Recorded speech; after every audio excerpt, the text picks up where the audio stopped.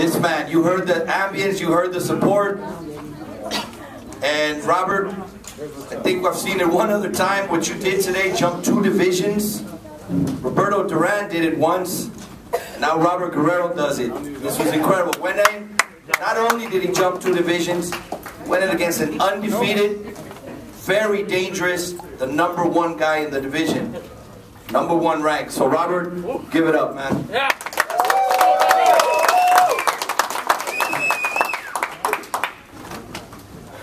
Congratulations, Ghost! Thank you. Yes, sir.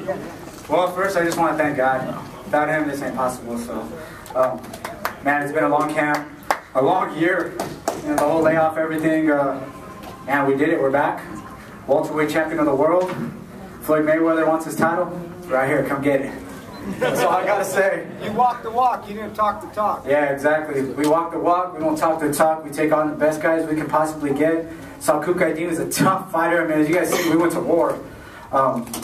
You know, I could have boxed a little more. They wanted me to, but you know, I got a little hot-headed and wanted to bang around with them. So I think it started from the weigh-ins and him saying he's gonna break my jaw. As you can see, I'm talking pretty good right now. But you know what? I take my hat off to him. He came to fight. He was here for a month training, getting prepared. But you know, most of all, I gotta thank God, because without God, this ain't possible. And man, I'm back. Ain't God great? Let me hear it. Come on, ain't God great? 6-time world champion. Man, he threw in the title just because he can. You know, brought me back. You know, he performs miracles, and you know, I came ready to go. Man, I just right now, I don't even know what to say. I'm just talking. What did he do best? Let me say something real quick. Guys, I just want to say that behind every great fighter, you all know that, is a great team and a great woman. Casey.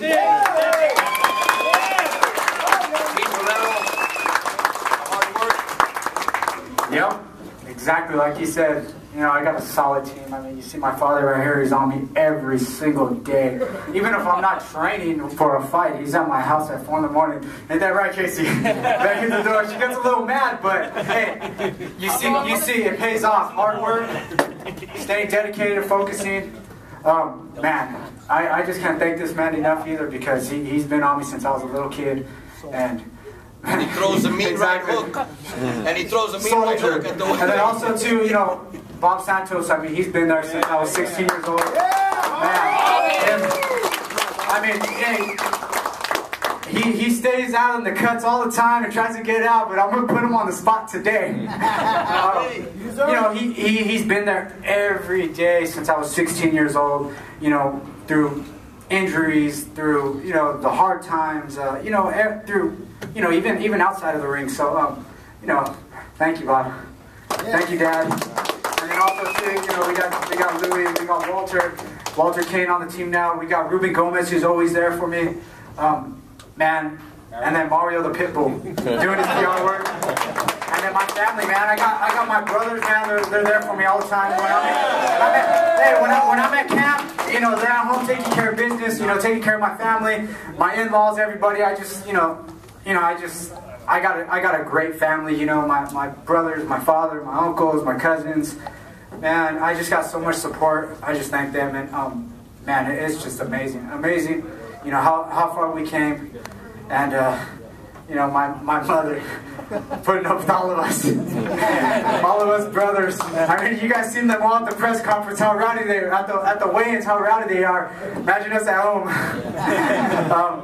You know, there's just so many people I gotta thank, and man, you know, all the fans too. Deserve it, Robert. All the fans supporting me, praying for me. Man, it's been amazing ride, and we're still riding. So, like I said, Floyd Mayweather wants his title. It's right here, San Jose. Right. Thank you again. I want to thank Steven Espinosa, Showtime. We did it, another great show. Yeah, I've had some great fights on Showtime, man. Right. You know, I've had some great ones, and I guess there's another great one. Robert, Pedro asking you, what did he do best tonight? What did the other guy do best? What do you think he did best? Well, before anything, I also want to thank Golden Boy for, you know, doing a great job promoting and taking care of everything. You know, he was strong, very strong. Man, I hit him with some good shots, and, you know, he just kept coming. He kept coming. You know, he was walking through a lot of stuff. I mean, I hit him with some great shots. You know, but he was real strong. He was real strong. He could take a good punch, and you know, moving up to welterweights, my first time there, you know, went in there and actually didn't test the water, just jumped right in head first. As you can see, I got a bunch of bruises. I remember he was a skinny 85-pound kid. He was great tonight, man. Congratulations. Thank you. Questions? Is everybody speechless or what? No. We know questions all night. We're ready for the questions, man. We're the winners. Robert, congratulations on the win, Robert. But I know you always talk about Floyd Mayweather. Andre Berto was in the crowd today. What do you think about fighting him? Bring it on. Bring anybody, man. Like I said, I'm looking for the best fights. It's just trying to get these guys in the ring. So, you know, I'm looking for the best fights. You know, I'm the mandatory to Floyd now. Hey, let's make it happen. Rick Reno. Robert, you seem like you got a little bit tired in the 10th. He tagged you a little bit. Did you get a second wind, or were you just taking a round off? Yeah, you know, you got to pace yourself. You know, I went in there, stood in there a little too long.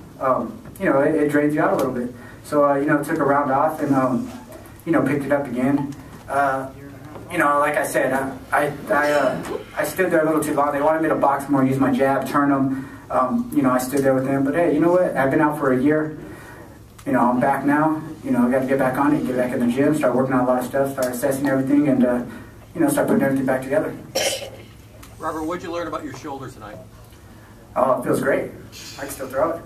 So, you know, I had a great physical therapist. Her name's Lisa from San Francisco out of Active Care. She did a tremendous job. You know, Dr. Dillingham at SOAR also did a tremendous job on, you know, the corrective surgery. You know, within 2 weeks, I was already in physical therapy working on it. So, man, the shoulder feels great. It feels strong. I mean, you guys see me throwing overhands. You see me throwing punches at different angles with it. I could never throw that before because it was always injured. You know, you know, a lot of people used to tell me, you know, you got to punch down a little bit. I couldn't do it because it always hurt. So I was always compensating to throw that left hand. You know, they did a tremendous job on rehabbing it, and you know, but it was making sure that I did everything right before I started anything. Well, Robert, you've now been hit by a welterweight. How different was that? You know, he hit hard. He hit hard. He never hurt me anytime. You know, but he got some punching power. You know, he's one of the hardest punching guys in the division. You know, he came to throw bombs, and he landed some bombs on me. But you know, it's you know, just shrugged him off. Just kept going. Give a round of applause for us. Hey, give a round of applause for Aydin. Tough guy. Gave me my toughest fight till today. Robert, if you can't score one of the big fights at 147, would you consider a fight at 140? No, I mean, I'm the champ at 147 now, man. So, you know, all the guys from 135 went to 140, and nobody wanted to fight me at 35, so why even go down? I mean, it's just a waste of time. So, you know, I'm going to stay at 140, and I know everybody's coming up. Hey, I'm the champ now. If Floyd don't want to fight, hey, you know, the title's right here. Before the fight, you said that you felt you were one of the most avoided fighters in the sport. Do you feel that will continue after this performance? Who knows? Who knows, man? You know, hey, I'm the champ now at 147. You know, they used to give me a lot of stuff about Guerrero really hasn't fought anybody, and that's because nobody wants to fight. You know, I mean, everybody was saying, oh, well, Guerrero hasn't fought anybody. Well, how am I going to fight anybody if nobody wants to fight? Yeah, I'm winning titles in different weight classes.